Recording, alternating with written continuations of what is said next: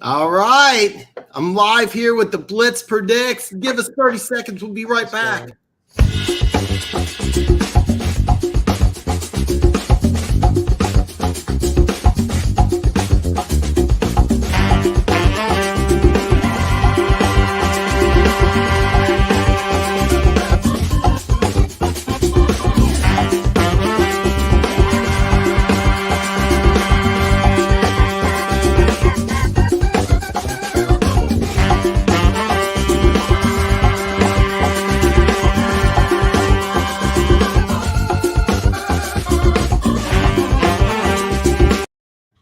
All right. Yes. I gotta say that intro was pretty exciting. You got me shimmying over here in my chair. I'm ready to get this going. I'm excited to talk a little football with you. All right. Yes. And welcome. It's Friday night. What is better than Friday night? A couple guys talking football here. Nothing. You have a very special treat. The Blitz Predicts is live with me. Hey, man. Long time coming. Hey, man, I'm glad to have you on, man. We had a great time last time you were here, man. Hey, man, promote your YouTube channel. By the way, in the description below is a link to the Blitz Predicts. Check out his YouTube channel. It's a fantastic channel. Tell us about it real fast. Well, I appreciate that. I mean, I don't really have too much of a flow on the channel right now. I've kind of taken this off season to just do some stuff that I want to do. I've had planned for. I've gone on a couple of vacations and spent some time with my girlfriend and stuff. But I like to post weekly predictions on my channel. I also do some highlight videos, just guy stuff. Like we like football highlights. We like football predictions. That's what it's there for. So I definitely appreciate whenever somebody stops by, drops a comment on a video, drops a like or whatever. But yeah, I mean, I'm happy to be here too.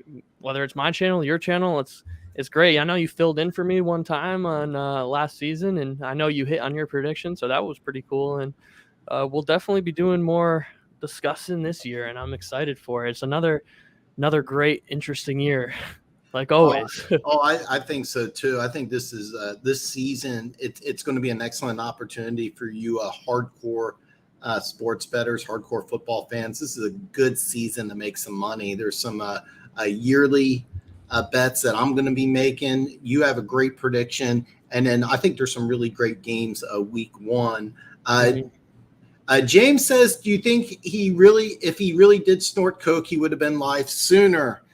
James, I'm sorry. Believe it or not, I am not on drugs, but I did slam an energy drink right before the show. He's drinking coffee right now too. I'm drinking coffee right now, but I did slam an energy drink right before I came on. James TGIF, let's go. Just got paid. Hey, we got James. You're in for a really, really good treat because this is an advanced class. This is a money making class. Advanced class. I got a special. I got a special week one prediction, one that I really like, and the Blitz Predicts, man, he's got a really good one too.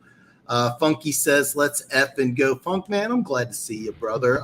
Just before we get going, just so you guys know, starting Monday, I will be doing my NFL breakdowns. I'm going in draft order. So by next Friday's show, I will have Jacksonville, Detroit, Houston, both the Jets and the Giants. I'll have all five of those teams broken down since I got a large Detroit Lions following. I'm really excited to see what you guys think about my Lions breakdown. James is saying, no shit, let's go. Funk says, so I have a question. Why is it the Texans have settled with 30 women over Watson, yet he only has with 20? Funk, that's actually a good question. I have a take on that. Man, I wish I knew a little bit more about that. Okay. So I'm going to settle this with you. And what it is that there's a lot of things about this I don't know. But I'm going to give you my personal opinion is that the Texans and Watson just want this to go away. That's all it is. By the way, all the women signed an NDA, non-disclosure agreement. When this first came out, I said it was a cash grab, and it's not a politically correct thing to say in today's culture, but bottom line, that's what it was. They asked for a handout, they got one. That's all it is. Is what we do when we are in between girlfriends. All right, well, all right, I'm glad for that. James, maybe his guy was it's on me, Funk. We're late. It was my fault. I was sitting here ranting, and the Blitz is kind of like, hey, let's go. Dan, that's all right. What's going on? We have no football questions yet. No, what's going on? No football questions to cover. Yet, man. Yo, what's up, Dan? Hey, Slasher, man. Glad to see you here, brother. It's getting closer to week one. We got some week one predictions. Here. Money always gets my attention. As it should. Hey, this you guys, you choose into a good one here. Hell yeah, I'm hype, Funk. Hype. Little trash talking for those of you that don't know. The Lions play Philly week 1. That's going to be actually a really good game. Yeah, that's a good matchup. Watson got so many women. Wilt Chamber. Watson asked for a handout too. Oh yeah, Keys a good one, man. By the way, Keys, I jumped on just real fast last night. I haven't had a chance to watch your show.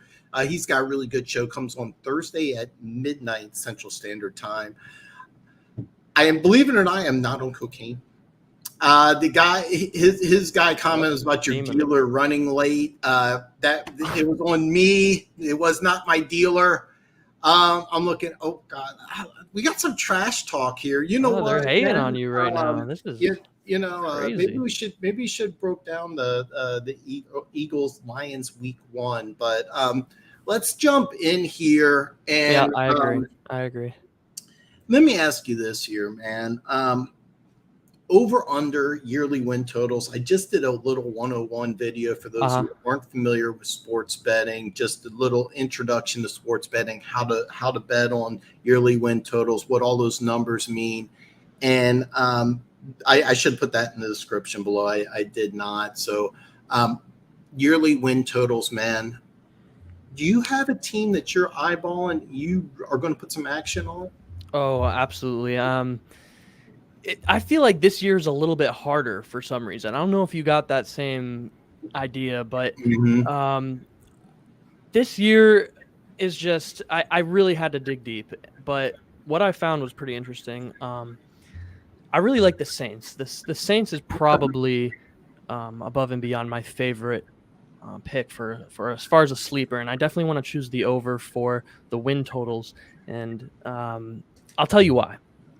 First of all, everybody on defense is returning except, Marcus Williams.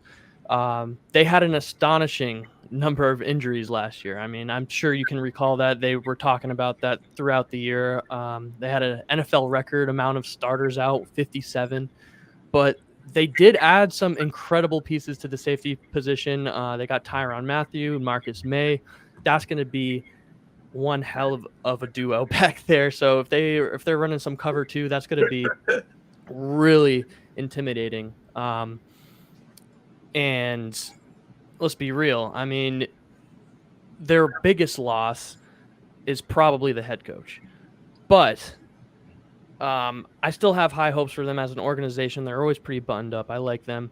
Last year, they had no healthy weapons on offense either, with the exception of Alvin Kamara, partially. But, now returning to the squad, they got Michael Thomas, and now they added Chris Olave, their 11th round draft pick. Or no, 11th round, excuse me. Their 11th pick in the first round. They got Jarvis Landry as an addition. He's probably going to be their number 1. Obviously, Alvin Kamara's coming back, and they got Mark Ingram to back him up.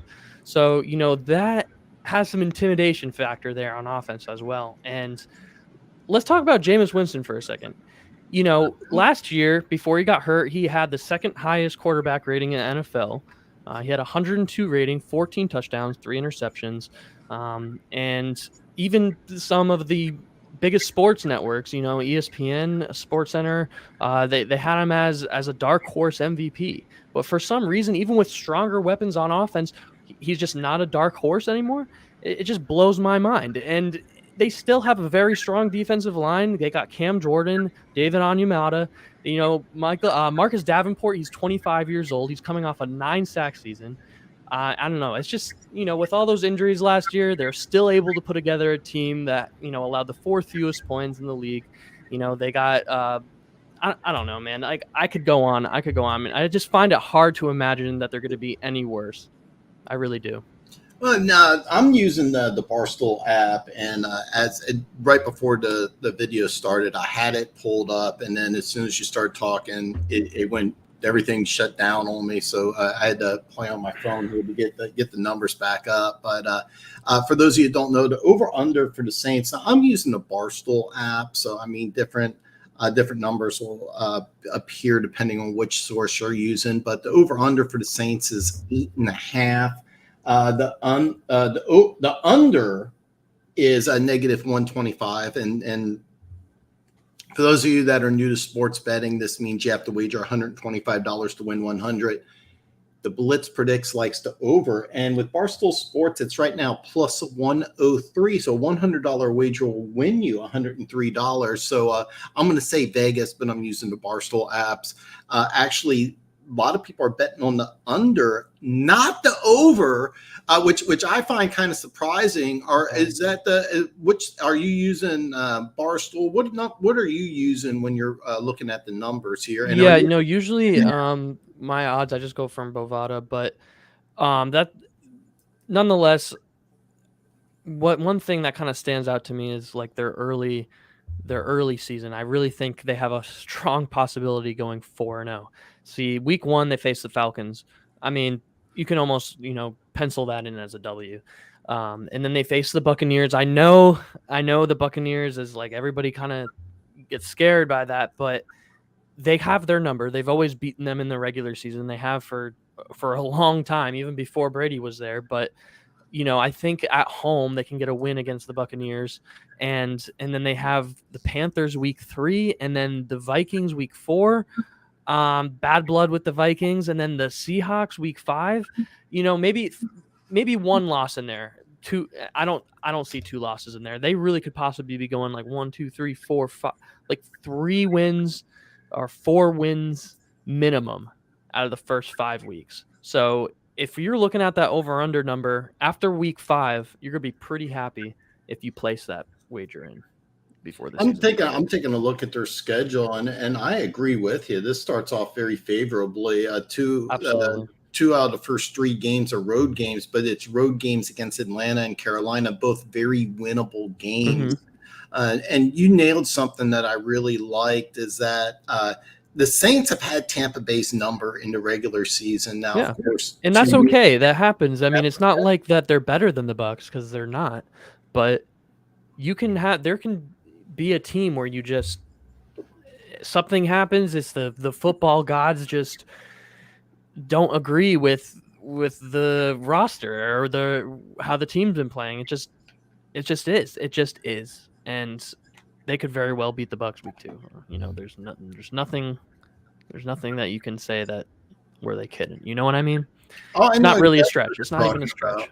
And also, right after, they have a late bye, which I always like. But after the bye, it's a home game against Atlanta, at Cleveland, at Philly, and then a home game at Carolina. I think you could easily pencil in. They end softly too. Yes, their mid-season is where the hard stretch is. Here they got the Bengals, and then the Cardinals, the Raiders, the Ravens, the Rams, 49ers. That is a tough stretch of games. But I mean, really, like I said, they could really even go 5-0. I mean, they could go 5-0 at the beginning of the year, and then you're going to be coming to me later. You're going to be pulling up this live video, you know, 2 months from now, being, Jesus Christ, this kid just got it right on the money. The Saints are 5-0. I'm not a Saints fan. Look, I'm a freaking Tom Brady fan and a Patriots fan, but I mean, like, I'm biased, and I like to win money. I don't like to go with my heart. I like to go with what I know and what I see. So that's what I see. I really, you know, before the show started, you know, we talked about the Saints, but I really didn't take a look at their schedule until right now. I see when you're betting over 8.5, and that's the same number Bovada has. I just want to be clear. I don't have Bovada pulled up, so I'm going with 8.5 here. So what you're doing is when you want to bet over 8.5, you're trying to get the 9. And I see 9-10 wins on this schedule pretty easily. I agree 100% with you. The Minnesota game, I would say kind of is a red flag, and the reason why is it's a London game.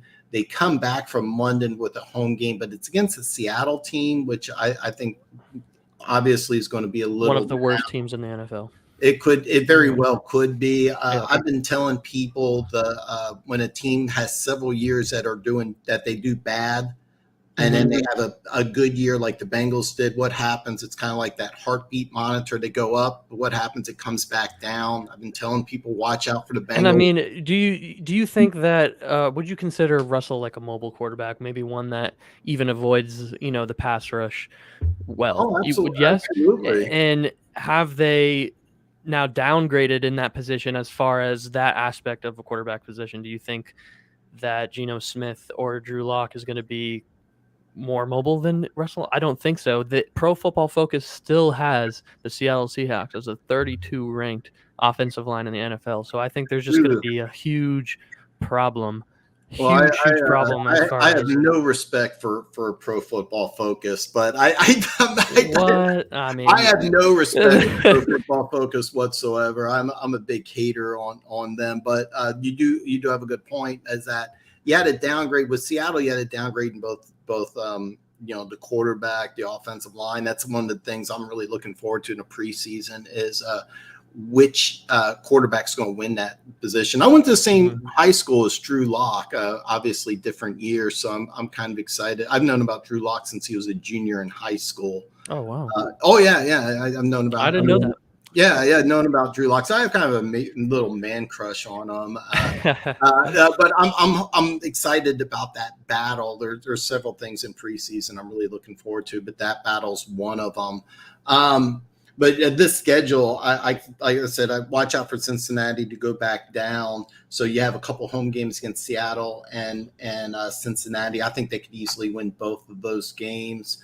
The schedule after that, I think, gets really hard. They have that Thursday night game against Arizona, a couple home games against the Raiders in Baltimore. You get one of them there. Yeah. At Pittsburgh, seriously, I think that could be a coin flip. A home game against the Rams, which is tough. 2 tough road games against San Francisco and Tampa Bay, but a bye and then a home game against an Atlanta team, which, I think Atlanta might be the worst team in football. And then between Cleveland and Philly, I think you easily win one of them and then win. I actually really like this 8.5 over as well. And right before the season starts, that might be something I'm going to take advantage of. Don't forget that it's a 17-game season. Don't forget that too. I did. 8.5 is a little bit weaker than, all you're trying to do, if you're like an over 8.5, all you're trying to do is get the 9 wins. And I'm just looking at their schedule. I pulled it up here. I'm thinking right now, just right off the top of my head, and I should have done this before he came on, but just eyeballing it, I'm looking at 10. I'm looking at 10, maybe even 11. The Saints are a team. And by the way, just for those of you who don't know,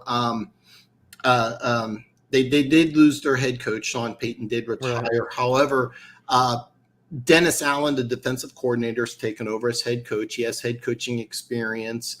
Pete Carmichael, the offensive coordinator, staying on board. So you're not going through a system change. You're not going through a new system. You're not going through it's going to be the same offense and the same defense that's done really well over the last several years. So that's something that, even though they did lose their head coach, you're not going through a massive organizational change like some of these other teams are. I'm going to give you my pick for over under, but before I do, I'm going to get some of these comments here. Gooch got on. We start talking about Orlando Brown Jr. He dropped some naughty words. For those of you who don't know, Orlando Brown is the Chiefs have been working with franchise left tackle Orlando Brown. They could not come to a long-term agreement. He's going to be playing on the franchise tag. A big deal for Chiefs fans. The Blitz Predicts has some Patriots jerseys in the background. Not a Chiefs fan, but I'm wearing a Chiefs shirt. So, it's something that Chiefs fans have really been keeping an eye out on. It's a big deal because the Chiefs gave up a number one plus some draft capital in order to get Orlando Brown. So kind of a big deal in Kansas City. It is a big deal, but I think they'll get something done. Who do I see as a big surprise player, Lions training camp? I don't know off the top of my head, but the player, when Hard Knocks comes out, the one player I'm going to keep an eye out on is Jeff Okudah. That he was the third pick overall, got injured early in the season. Ohio State had a nice rotation of really solid NFL corners. They had Marcus Lattimore, then they had Denzel Ward, and then Okudah was supposed to be in that same type of mold. I want to see this. Is he going to be the number one guy coming out of training camp? Is he going to be a Pro Bowl caliber corner, or is this just going to be a massive bust? Blitz, man, do you have a surprise player for Lions training camp, somebody that you're keeping an eye out on? Lions training camp. I'm sorry, but that's a little bit of a stretch for me. I haven't been paying attention to the Lions training camp. There's only so much I can look into. That's just one thing I haven't. I know you have a little bit more info on the Lions than I do, and I'll be honest and straight up with you about that. All right, I threw a curveball at you here. Yeah, that one was I was out of pocket. I'm not gonna... 34-7 Eagles over Lions. Eagles might win, but it'll be close. Good grief, maybe Dan's dealer stopped by. God, we have some great trash talk here. Goff won't be able to breathe a sweat and Reddick coming off the edge. Because all of a sudden the Lions don't have top 10. All right. No Sean Payton. Sean Payton is gone, but Pete Carmichael. I don't know the exact tenure, how long he's been the offensive coordinator, but it's been a long time, and he's still staying there. So, Wink, welcome to the show, brother. I like that they beat Brady and the Bucs every time. They have a long history. The last time they lost to, I think they swept them last year. They even shut out Tampa Bay in the regular season, but the last time they lost to them was when Tampa Bay won the Super Bowl, and that was in the playoffs. It was like the first time Tampa beat the Saints in a very long time, and we're just talking regular season. Regular season, yeah. The last time that the Bucs beat the Saints in the regular season was 2018. Yeah, it's been a long. It's been a long. So that's nine games ago. 9 games ago. That's fact checked. You can fact check that right now. No, I'm incorrect. I'm so sorry. No, there's one loss in there from the Saints in 2021. That was the playoff game, actually. I think. Let me see. I could be talking out of my ass right now. Hold on. Well, here's the thing: is that I know they lost in the playoffs, but we're just talking the regular season. When you see Tampa Bay, you may, if you're not aware of what we're talking about here, you may just instantly assume Tampa Bay is going to go ahead and sweep the Saints. That's not necessarily the case. And when you break down over-unders, you're looking for information like we're giving you, because I think you definitely get one of these wins. Right. So we're trying to get the 9 wins. We're betting over 8.5. So we're trying to get the 9. So when you look at Tampa Bay, I'm taking out of those 2 games, I'm taking at least 1. And I think that's really key, because I think that they're going to sweep Atlanta. I think that they're going to sweep Carolina. I just came up with 5 wins right here out of 6 games. And I mean, this is which what you said also about early in the season, some really good wins here. Seattle. That Minnesota-London game I can make an argument for, but I just think they added. I would argue that they made their defense even stronger. Even they've replaced Marcus Williams with Tyrann Mathieu and Marcus May. I mean, and they got everybody coming back. I mean, there's going to be so much continuity there too. They're going to have an elite defense, man. I can't stress that enough. Like, They allowed the 6th fewest points in the NFL last year. I mean, and that's with what they had. Like, or fourth fewest points. I'm sorry, they allowed the fourth fewest points in the NFL, and they had 57 different starters. I mean, I think it's mind blowing what they were able to achieve last year. I really do. All right, we got a good point here, Keys, and this is the whole point of the show is have a little back and take here. Keys, by the way, I don't have a link in the description for Keith's show, Back Talk Sports, or Back Talk Brothers, I'm sorry, but it's a really great show. He has a really good point. I don't think I buy that offensive continuity argument. If Andy Reid retired and Eric Bieniemy was still the offensive coordinator in Kansas City, there'd be a huge drop off. Man, Blitz, man, you want to cover that argument here. You want to, Keys is kind of blasting a hole there. Oh, he's blasting the Chiefs? No, he's blasting the Saints because I said this, that I don't think Andy Reid retired. Oh, yeah, I don't think that there's going to be a huge drop off because you have the offensive coordinator who's staying. Yeah, I said that, but I'm gonna. I mean, it's valid, but I agree with you. I don't think it's going to be. I don't think the drop off is going to be that massive. I mean, there was a couple games last year even where Sean Payton had COVID, and the Saints didn't have their head coach. And that game I was actually at that game. It was in Carolina. They ended up losing to Carolina without Sean Payton, and they didn't have some other members on their defensive squad because of the COVID outbreak that happened in the locker room. But, geez, I'm not, just because of there's too much overwhelming evidence for me to go against what I've said here. I mean, I don't know what else to say, man. I mean, they're just good. They're faster. They're going to be more aggressive on offense. Jameis is his second year in the system. He knows it better now. I mean, he had this, like I said, before he got hurt, he had 102 passer rating, 14 touchdowns, 3 interceptions. Cam Jordan, David Onyemata, Marcus Davenport. That's good. That's a strong defensive front. I mean, I'm sticking with it. No, and then you have a good point here, Keys. Andy Reid and Sean Payton are offensive geniuses, and I'm gonna correct the Blitz here. It's actually Jameis Winston's third year in the system. He was the backup to Drew Brees. Learned system with Drew Brees as a backup. One of the things I was really, really impressed with Jameis Winston, if you watched him on the sidelines, he was really engaged with Drew Brees and the head coach and the team. I'll never forget Cam Newton, his second year in Carolina. I was at a Chiefs game, and this was the 2013 season when the Chiefs only won 2 games. One of them was against Carolina.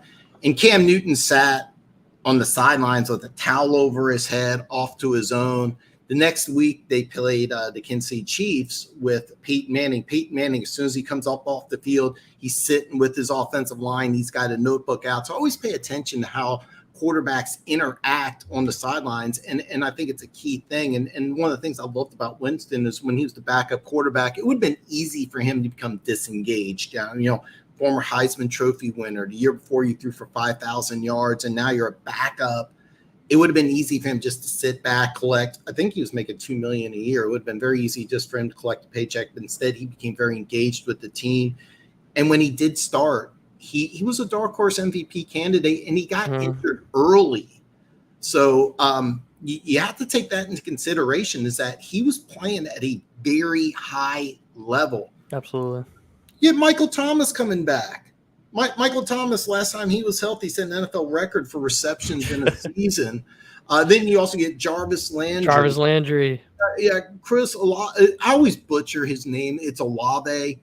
This is the guy I had a major Olave, whatever. Man. I mean, I know who it is, and hopefully, if you're watching this, hopefully you know I am. I had a major man crush on this guy. And you know what the best part is about this guy is that he comes into a system where he's really ideally option 4.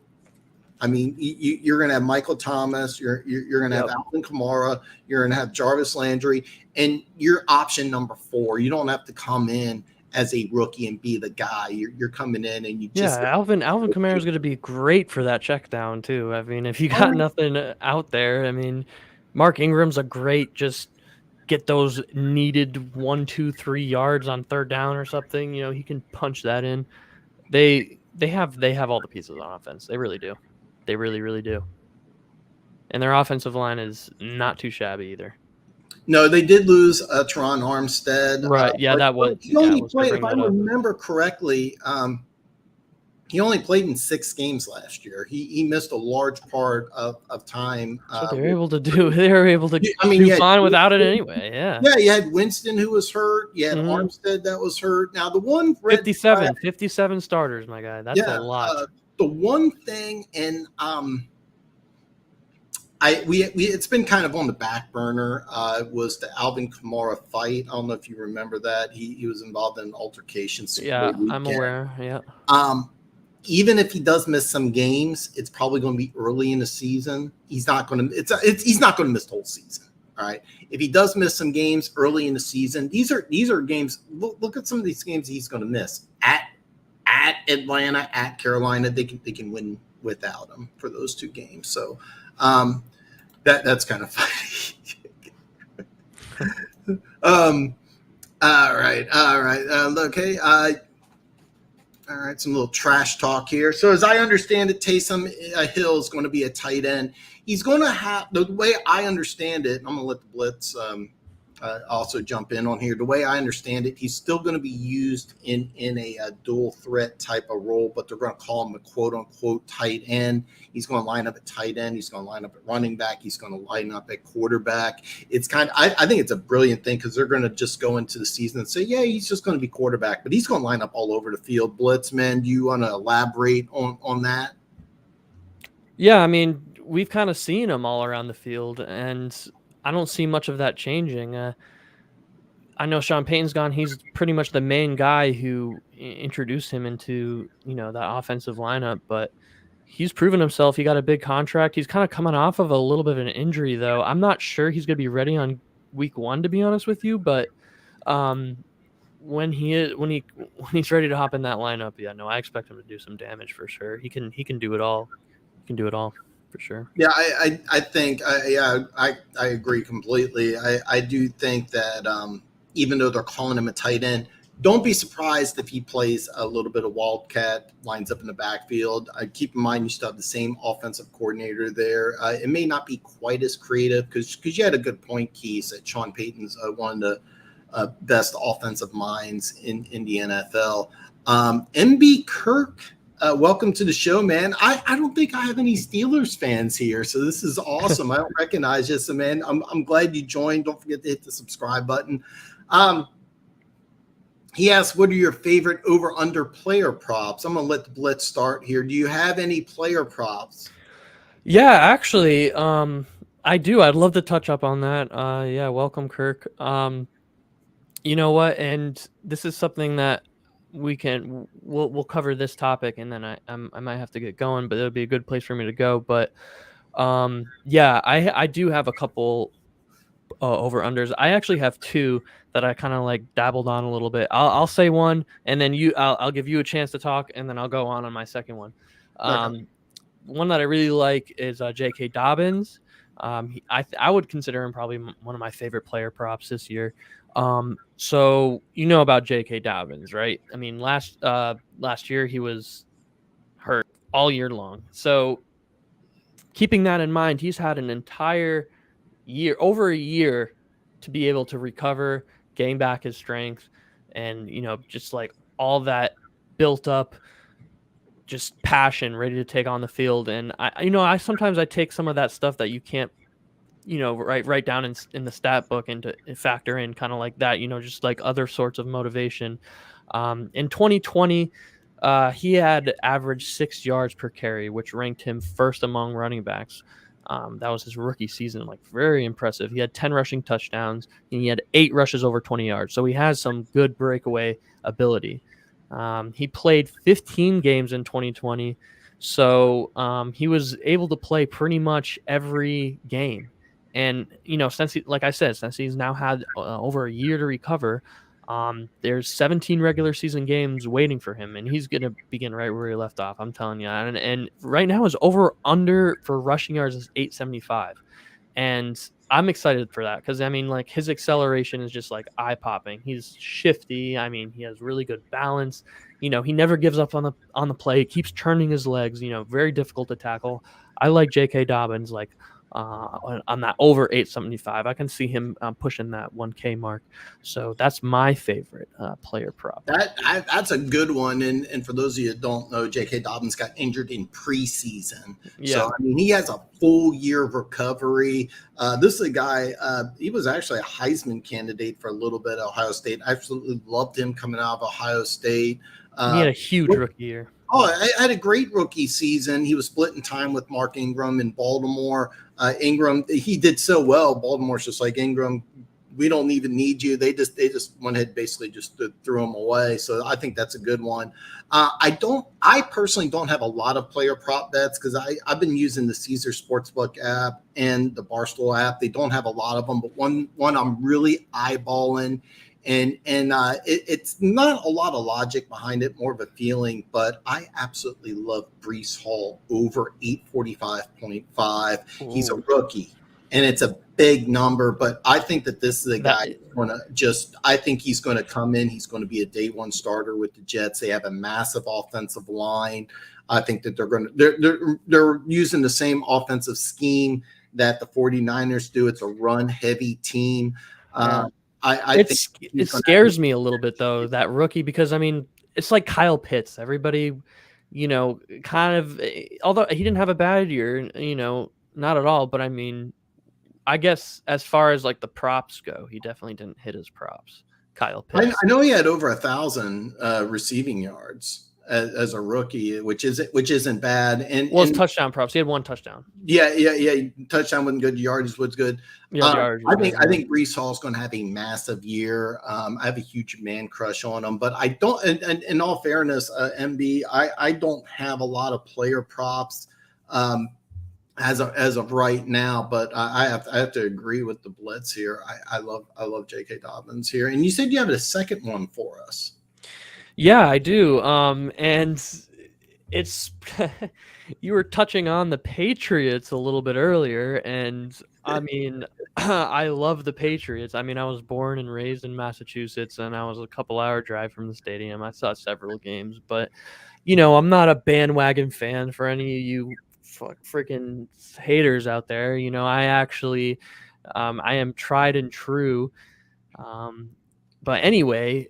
Enough gab. I think Damian Harris is a great pick for an over-under. Another north-south runner. He has notable breakaway speed, reads the field well, strong legs, hard to bring down guy. It looked kind of similar to J.K. Dobbins in running style. He in 15 games last year, he had 929 rushing yards, almost hitting that 1,000-yard rushing mark. But missed 2 games. Due to injury. And there was actually that one game, I don't know if you remember, against the Bills, he was approaching 200 yards, and he still had like 2 quarters to go. And if he didn't pull his hamstring, he was about to go off for another 150. So he really could have hit that 1K just in that one game.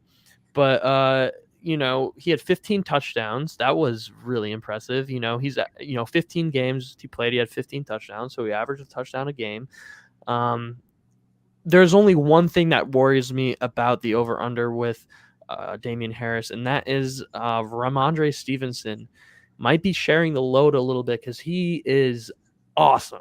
Like, I love Raimondi Stevenson, and they utilized him beautifully last year. And this is what the Patriots do, and this is kind of some insider information that you're not going to really ever find out on the internet. But what the Patriots really like to do with specifically rookie running backs, is they introduce them very slowly into the lineup. There's the same thing with Damian Harris, and I made a video about that last year, saying that not a whole lot of people heard about this guy, but I made a whole entire video about that and about how Damian Harris is going to have a huge.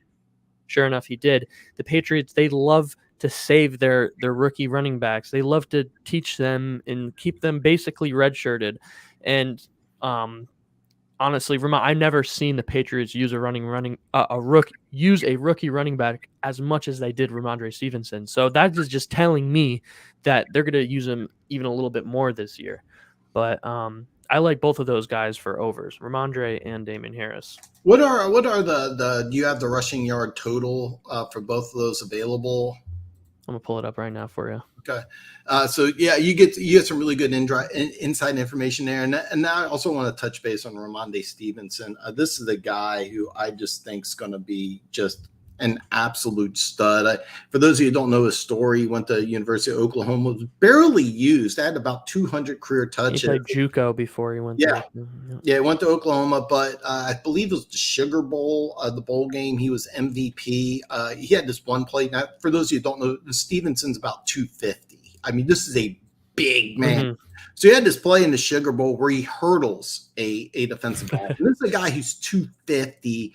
And he hurdles a guy, and he had another play where he just ran away from a defensive back. And like I said, this guy's about 250. Bill Belichick does not like to play rookies. He also got in the doghouse early in the season. He had a miss blocking assignment, then a fumble. And for those of you who don't know, Bill Belichick does not put up with those minor errors like turning over the ball very well. No, he does not.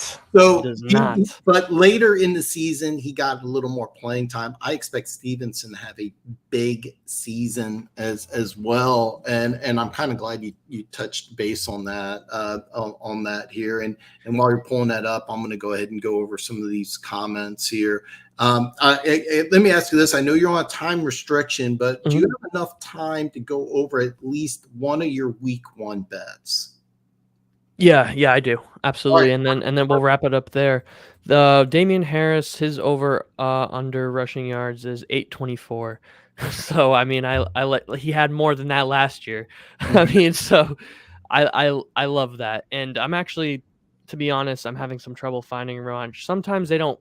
Like you said, you brought that up earlier. They don't have everybody's props up yet. Yeah, MB. There's a lot of this information comes out week 2-3 preseason. My boy Funk is really high on TJ. Like the main, you can usually find like the main names of players. You know, quarterbacks. Pretty much every quarterback you could find at this point, and you know some of most or all of the starting running backs. But as far as like, you know, you're getting into your second string guys, you might have some trouble finding. And hopefully I can get the Blitz to come on right before the season starts, and we'll kind of touch base and revisit this. Unfortunately, you know, you're gonna have some injuries that occur you know, in preseason. It happens every year, and we're kind of going to eyeball this, and then before the season starts, hopefully I can get him to come back on and we can kind of revisit some of these bets that we're going to make and that you can take advantage of to make some money. But right now, a lot of the player props aren't available. But let's touch base on this here real fast here. And then I want to ask you this here before you have to go here. Week one. Yep. Give me how many? I know me and you talked before the show. You got a couple. Yeah. If you want to give us all of them, that I'd love it. But if you got one that you can share with us, if I had to choose one where I think it's like a lock, give me one. Okay. I mean, I don't want to be like, I don't want to say one that's so obvious, but. You want a hot take one or one that I'm like very, very sure about? Give us the sure one. If you got time for both, give us both. But give me the lock. Give me the one that you're looking at and saying, I'm going to make some money on this one. Okay, yeah, Broncos, Seahawks, definitely. Right. Give us the line on the game. Do you have it available? Okay. Denver is for those of you who don't know, Denver plays at Seattle. It's Monday Night Football, if I'm correct. The line is 4.5. 4.5. Okay, yeah, I'd go over on that line with 100%. And just to be clear, you like Denver to cover 4.5. Yes, absolutely. I mean, Denver pretty much the only thing they were missing, it was a quarterback. I mean, they have a young and talented secondary. They have weapons on offense. They have a solid running back, solid offensive and defensive lines. And the only thing they were missing was the quarterback. They kept most of their games competitive. And I know they had a very close game with you towards the end of the year with the Kansas City Chiefs. And just imagine if Russell Wilson was behind center that game. Do you think the Chiefs would still be winning that? I would argue probably not. I've said this. If you take Russell Wilson on last year's Broncos team, that team makes playoffs. Yep. That team makes playoffs. And as far as that matchup, I like the over, but as far as like how their season is going to go, that's a different story because they are in the hardest division in the NFL this year. Obviously, I mean, with the Raiders, the Chargers, and the Chiefs, there's not going to be a harder division in football right now. And it's kind of funny how last year Russell Wilson went from probably arguably the hardest division with the 49ers and the Rams, and then he comes here with you guys, and it's like, okay, it didn't get any easier. So that's my lock. That is my lock. Right. And as far as a hot take, I want to take the Panthers over the Browns. The past few years, the Panthers have started off pretty strong. They still have an elite passing defense, one of the best in the league. I think that there is that underlying factor as far as the competitiveness in the QB room. Whoever's going to be starting, whether it be Sam Darnold or Baker, I think it's going to be Baker. But whoever's starting, there's going to be so much on the line for them. They're going to go all out. They're going to put their heart and soul in that game. And I can see, especially at home, and I've been to a couple Panthers games because now I live in South Carolina. I've taken a trip over to the Bank of America Stadium. And I will tell you this, I kind of get this feeling whenever I go there, the beginning of the year, that stadium is so loud, dude. That is like one of the loudest stadiums I've ever been to. Maybe it's not on the same level. Maybe not on the same level as like Arrowhead or something. Maybe not on the same level as the Seahawks Stadium, but it is up there. It is up there. It is loud. It gets loud, especially when Chris McCaffrey gets a friggin' first down. Everybody starts pulling their pants down. But like, it's that place is rocking. But after week 5, you can get any seat you want for like $20. So I mean, it's wow. I didn't know that. I didn't know you're located in South Carolina. I have some memories. I went to Fort Jackson for basic and AIT, so I'm familiar with South Carolina. I actually love South Carolina. I love that area. I didn't know you're from there. We'll have to talk later on about South Carolina. Yeah, for sure. It's a place I have some fond memories of. Before you get off here, do you have any final words for us? Anything that you want to go over real fast before you get off of here?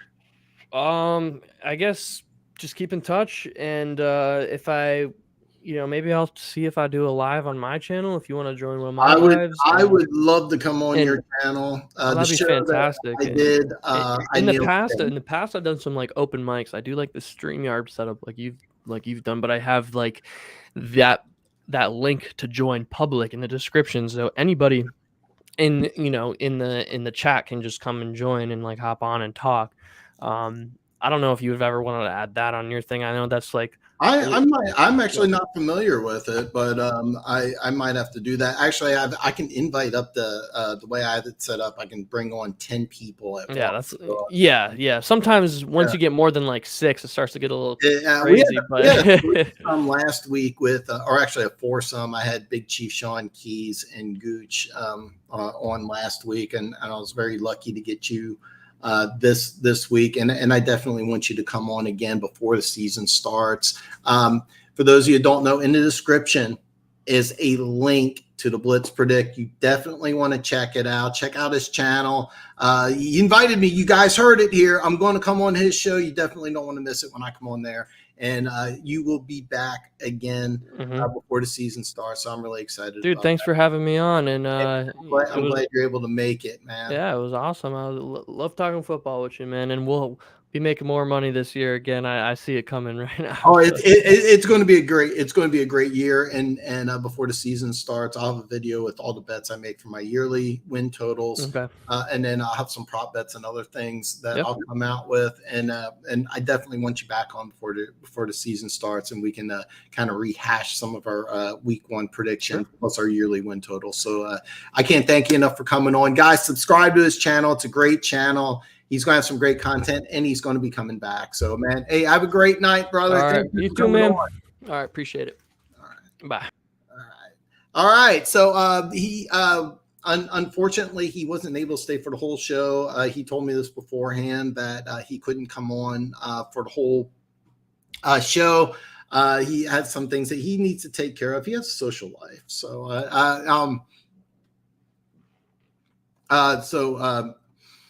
I didn't touch base on my over under prediction, and the one I really like is New England Patriots. And being that he's a New England fan, we talked about this off the air, but I told him I was really high. New England's 8.5. So that's my pick. He likes the Saints. I like New England. With the Denver Seattle game, Denver being a 4.5 point favorite at Seattle. Actually, I'm not as high on that one as I am for Carolina. I do like the Carolina one. So let's get comments here. To be honest, I have some bias from Winston's 30,000 interceptions and 100 pick sixes in Tampa Bay a few years ago. No, I get it and I understand, but the thing is that he went from I forget the name of the coach I'm drawing a blank here, but he switched systems. They had the former offensive coordinator who took over for Lovie Smith. He became the head coach. He was replaced by, and I'm drawing a complete blank on the head coach's name right now. The one that coached the Super Bowl victory. So when Winston switched systems, and even though he did have 30 interceptions that year, he did still throw for 5,000 yards. But since he's been with the Saints, his level of play has gone up, and the talent is still extremely high. I think Jameis Winston, talent wise, is one of the more talented quarterbacks in the NFL. But yeah, that bias that you have is what a lot of other people have. That's why the Saints over under is something that the Blitz Predicts really likes, because it's 8.5, and I agree with him. I think over 8.5 wins is a really good one. Speaking of Armstead, how you feel about him going to Miami as a left tackle with a left-handed quarterback? Smart move is either Mitch Schwartz. No, it's not a smart move. And I didn't touch base on this. I'm not high on Miami really at all. I don't think adding Tyreek Hill and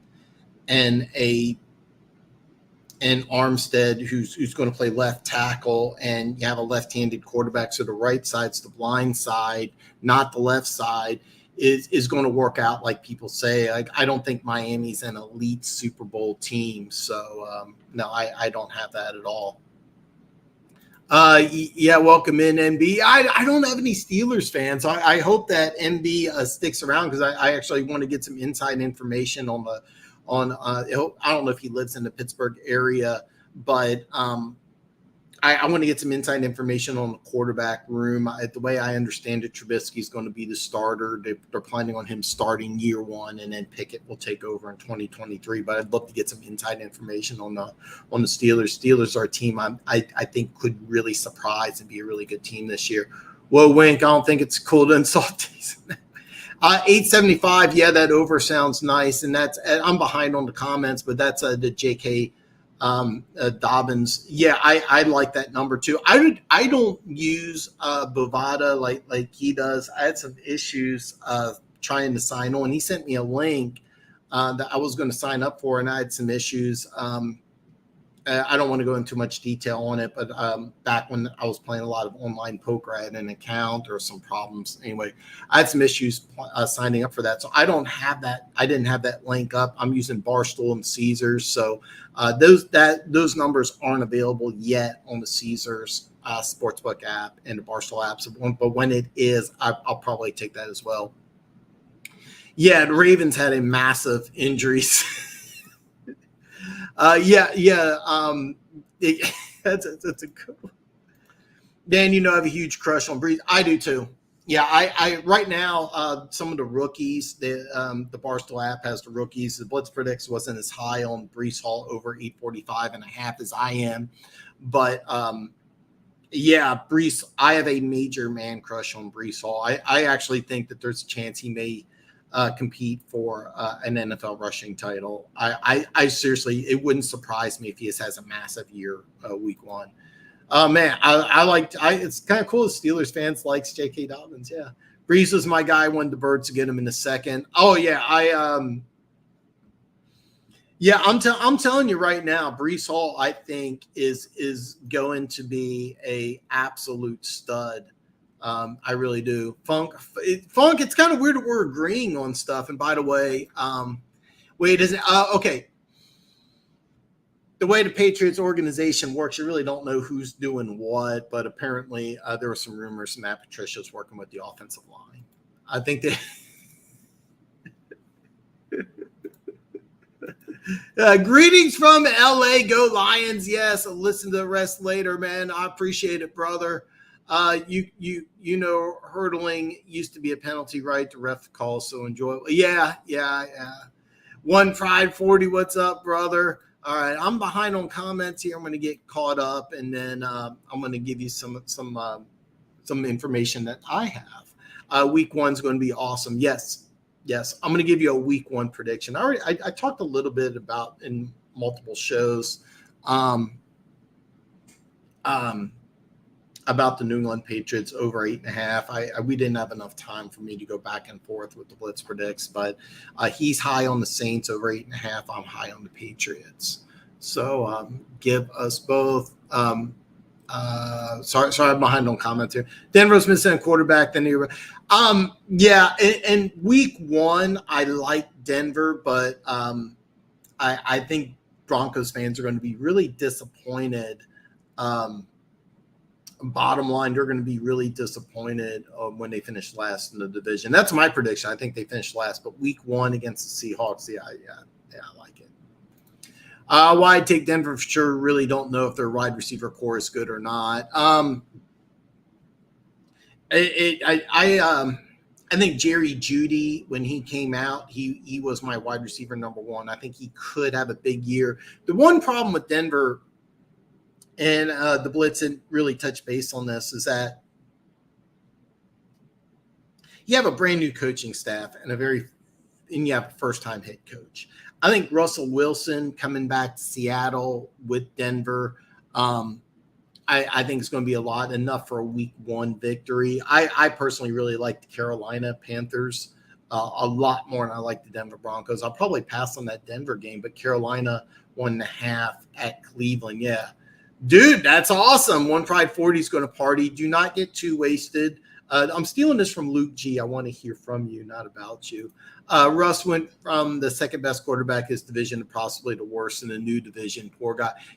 Seriously, you're right. And he's third or fourth in the division. So, I haven't had a chance to break down the schedule for the Eagles yet. When I do the Eagles video in a couple weeks. So yeah, Funky's better than Carr. That's an interesting debate.